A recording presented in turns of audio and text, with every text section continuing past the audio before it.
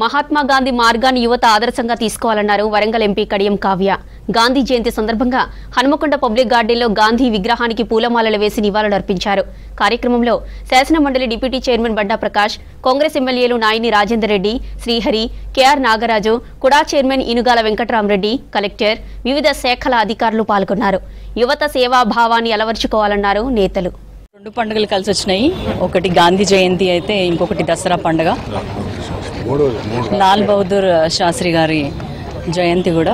కాబట్టి అందరం కూడా చాలా సంతోషంగా ఈ పండుగను సెలబ్రేట్ చేసుకోవడం జరిగింది. నేను మా ఎమ్మెల్యేలందరం కూడా గాంధీ గారికి పూలమాల వేసి మా నివాళులు అర్పించడం జరిగింది. అదేవిధంగా కాంగ్రెస్ ప్రభుత్వము ఎప్పటి నుంచో గాంధీ మార్గంలో నడుస్తుంది.